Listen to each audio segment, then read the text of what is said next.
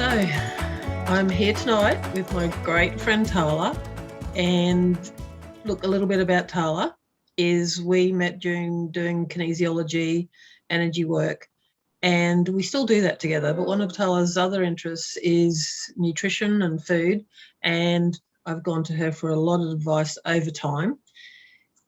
And look, this is just something that I wanted to share with everyone. There's a lot of things to talk about in food, in relation to food, and Tarla's just going to take us through over the next couple of weeks, months, is giving some hints, tips and pointers about what her interest is. But I'm going to give you over to her to talk about her interest, because I just take her advice and eat her food.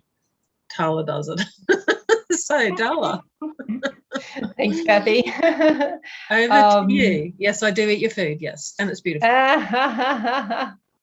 I wish I had as much time to put in preparing food now that I've got a baby, but unfortunately that doesn't happen so much. But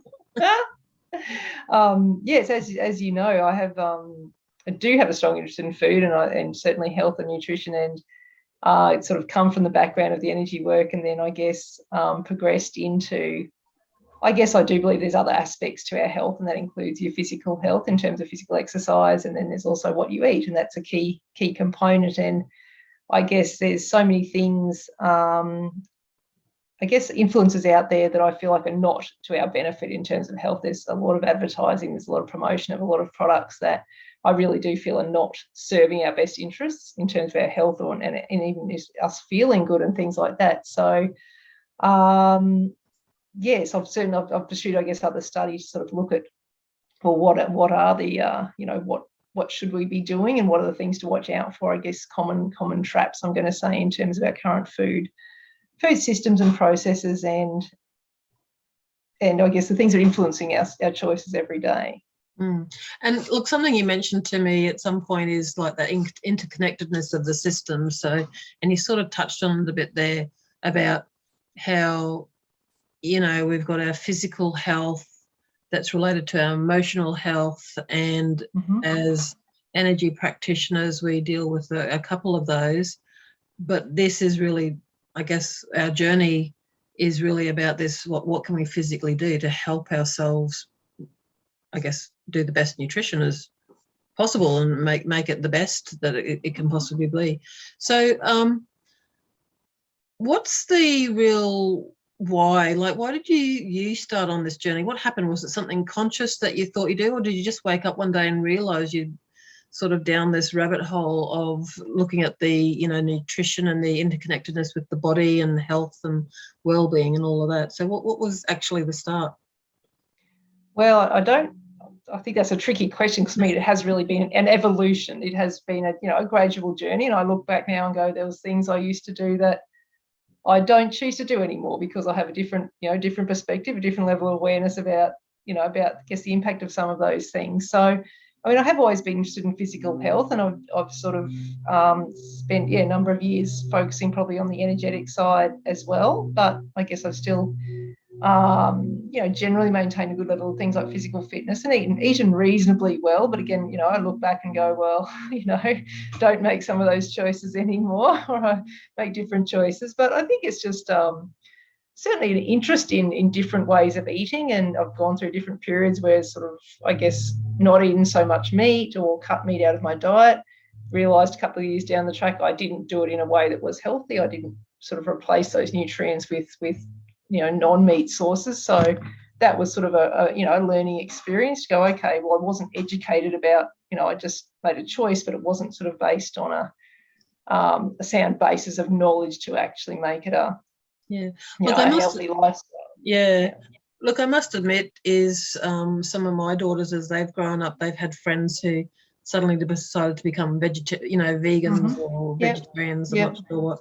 And I used to say to them, make sure they still take vitamins and stuff like that, because they need that. And you'd see these kids just not really waste away. That's the wrong word. It's just like you could just see them just dropping energy, and it's because they obviously didn't do it in a healthy way. And listen, something you were just saying then, it just reminded me is I grew up basically in the bush, which meant that I didn't have any sort of fast food until I was about 21, 22, 23. And I looked underweight and I was underweight for my height, but I ate continuously. And I actually didn't know how to cook anything out of a jar or packet or anything like that.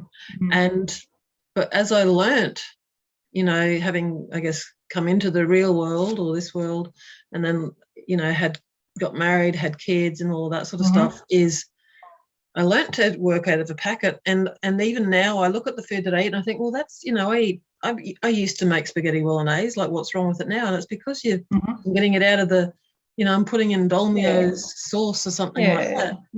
Yep. And you've brought me to that sort of realization that, well, you've just put 2 tons of sugar in there, Kathy. Well,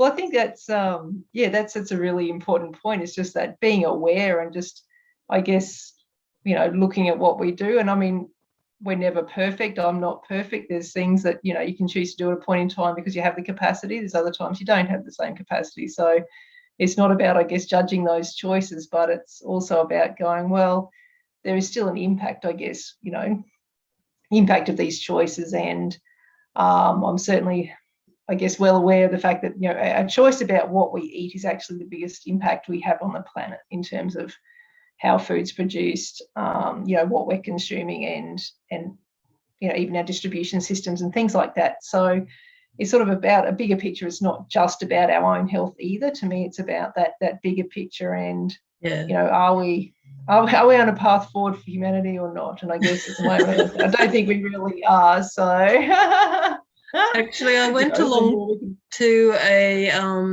demonstration of Aboriginal cooking, and some of the the Aboriginal people were doing the cooking, and they were showing us how to cook with I think saltbush and pepperbush, which are found in Australia. And they said, well, if you just have the stuff that comes from Australia that does salt and pepper stuff, you're saving that whole carbon footprint of carting it all around the world. So it's definitely something that I see and being promoted in a lot of other communities. Now, why would others come on this journey? Like, is it a great place? Can you start anywhere? Absolutely. I mean, everyone is at a different place, and like I said, I've sort of evolved in this journey. I didn't suddenly wake up and go, I'm going to change every aspect of my life. It didn't happen like that. It was sort of, I guess, just starting to implement things as I could and starting to find out more information, and I was interested in it. So I guess that sort of made me pursue some things. But I really think after, we can overcomplicate things too. And I think right now I'm certainly of the philosophy, and this isn't original thought, but it's like just eat real food and just try to look at going, well, am I eating something that is in its, I guess, its natural form to the extent that I can, because most foods have undergone some sort of processing, have different chemicals added. There's often preservatives that have been changed in terms of their structure and form, and I guess they don't have the same nutritional impact on the body. And in a lot of cases, I think it's sort of we may think we are eating a healthy food, but in actual fact, there's the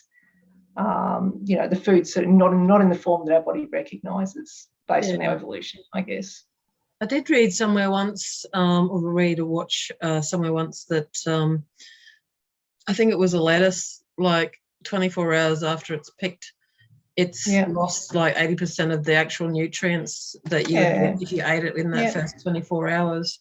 So, Hey, look, this is just an intro to you. So any quick things on where to start, and then maybe, what we might, a little bit of a hint about what we might speak together next time?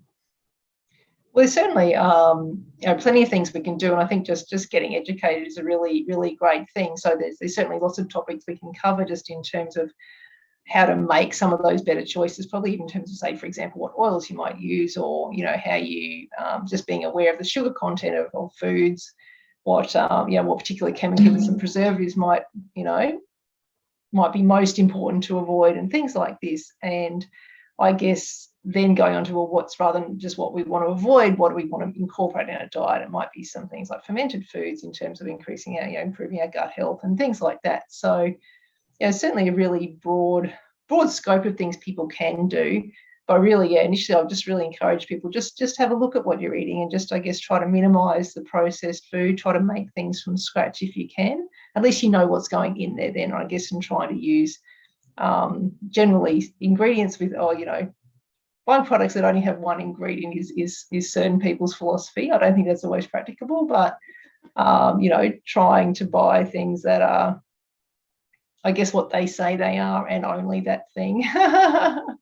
Yeah, what is it? I read somewhere once that if it's got numbers in it, then you shouldn't be eating it. Basically. Yeah. Oh, it's a minefield though, because a lot of companies are, there's a lot of marketing that goes into products, and they might say natural, and they might say healthy, and they might say all these things, but it doesn't. They might I guess say we need to be a bit more discerning as a consumer. Sorry, my cat keeps getting in the way. She just wants to be part of this.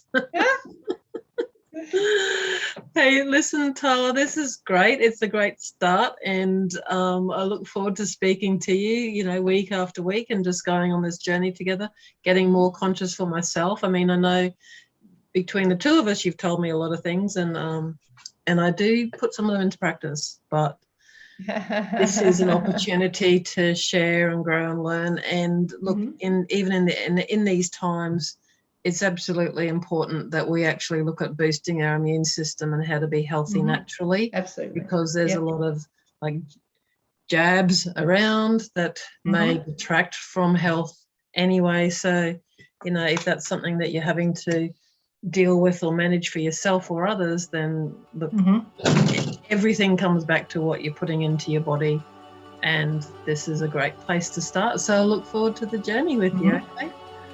Lovely. Thanks, Kathy. Lovely chatting.